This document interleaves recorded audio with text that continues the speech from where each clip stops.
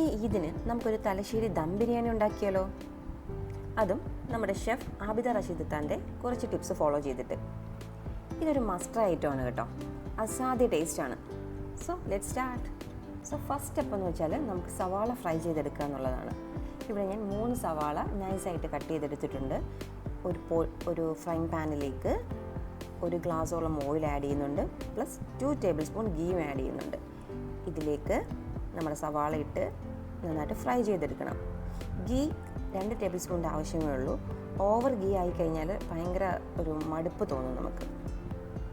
അതായത് ഓയിൽ 3:1 പ്രപ്പോർഷനിൽ വേണം എടുക്കണം. ഓയിൽ 3 ആണെങ്കിൽ ഗീ 1, ആ രീതിയിലുള്ള പ്രപ്പോർഷനിൽ വേണം യൂസ് ചെയ്യാൻ. ഈ ഓയിൽ തന്നെയാണ് നമ്മൾ ഈ ബിരിയാണിയുടെ എൻ്റെ ഇതിലും യൂസ് ചെയ്യുന്നത്. ഈ സവാള ഫ്രൈ ചെയ്യുന്ന സമയത്ത് നന്നായിട്ടൊന്ന് ഇളക്കി കൊടുത്ത് ചെയ്യണം. ഇത് എയറുമായിട്ടൊരു കോണ്ടാക്റ്റ് വരുമ്പോഴാണ് നന്നായിട്ട് ക്രിസ്പിനെസ് വരുന്നത്. നന്നായിട്ടങ്ങ് കരിഞ്ഞ് പോകുന്ന അവസ്ഥയിലേക്ക് എത്തിക്കില്ല. ഒരു ബ്രൗൺ കളറാകുമ്പം ഇത് കോരിയെടുക്കണം.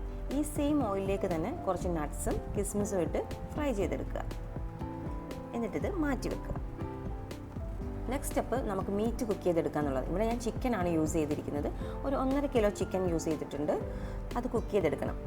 അതിനായിട്ട് ആദ്യം ഒരു ബിരിയാണി പോട്ടിലേക്ക് ഈ ഓയിൽ ഒഴിക്കുക. അതായത് ഓണിയൻ ഫ്രൈ ചെയ്ത ഓയിൽ പ്ലസ് ഗീ അത് കുറച്ച് ആഡ് ചെയ്യുക.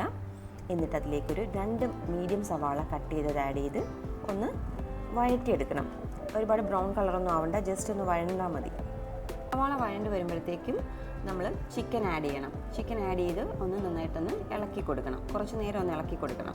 ചിക്കൻ്റെ കളർ ജസ്റ്റ് ഒന്ന് ചേഞ്ച് ചെയ്ത് വരുമ്പോഴത്തേക്ക് സോൾട്ട് ആഡ് ചെയ്യണം.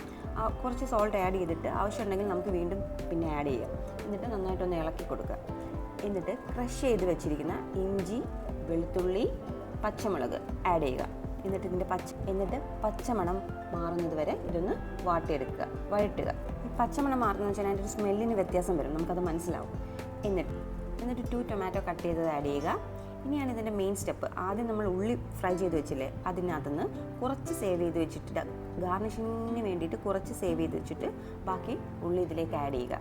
ഇതാണ് ഇതിൻ്റെ ഫ്ലേവർ. എന്നിട്ട് കുറച്ച് ഗരം മസാല ആഡ് ചെയ്യുക. 1 ടീസ്പൂൺ ആഡ് ചെയ്യുന്നുള്ളൂ.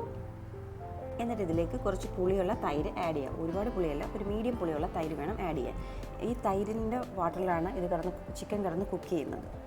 സോ നന്നായിട്ട് ആഡ് ചെയ്തിട്ട് ഇളക്കി കൊടുക്കുക.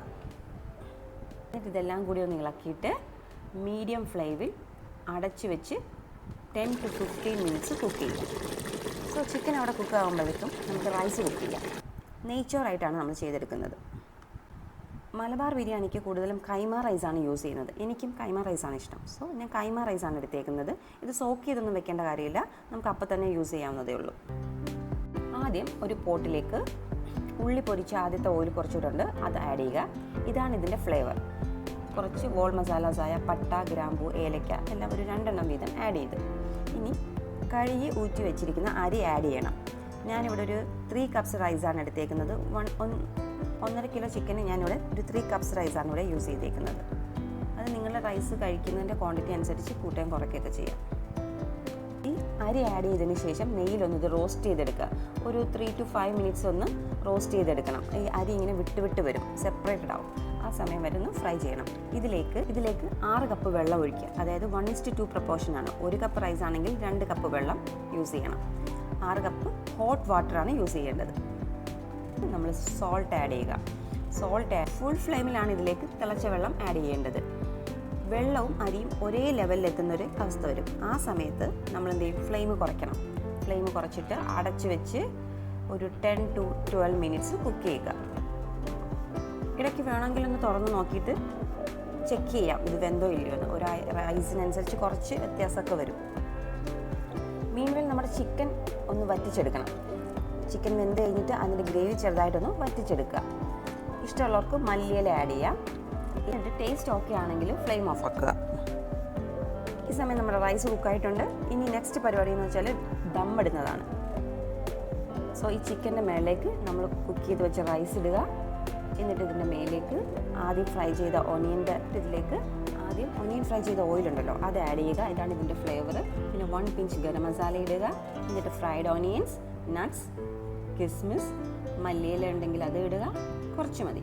എന്നിട്ട് അവൈലബിൾ ആണെങ്കിൽ കുറച്ച് സാഫ്രനും റോസ് വാട്ടറും കൂടെ മിക്സ് ചെയ്ത് ആഡ് ചെയ്യുക. ഇതൊരു ഫ്ലേവർ തരും. ഉണ്ടെങ്കിൽ മതി, കുഴപ്പമില്ലെങ്കിലൊന്നും. ഒരു അലൂമിനിയം ഫോയിൽ വെച്ചിട്ട് ഇത് ക്ലോസ് ചെയ്തിട്ട് നന്നായിട്ട് സീൽ ചെയ്ത് സ്ലോ ഫ്ലെയിമിൽ ഒരു 10 മിനിറ്റ് ദമ്മിടുക. മിനിറ്റ്സ് കഴിഞ്ഞിട്ടുണ്ട്. ഇനി ഇതൊന്ന് ഓപ്പണാക്കി നോക്കാം. നല്ല മണം വരുന്നുണ്ട്. റൈസ് മാറ്റിയിട്ട് അടിയിൽ നിന്ന് മീറ്റ് എടുത്ത് ഈ റൈസുമായിട്ട് മിക്സ് ചെയ്തിട്ടൊന്ന് കഴിച്ച് നോക്കിക്കേ. ഒരു രക്ഷയില്ലാത്ത ടേസ്റ്റാണ്. ഇതിനെന്തായാലും നിങ്ങളിത് ട്രൈ ചെയ്ത് നോക്കണം.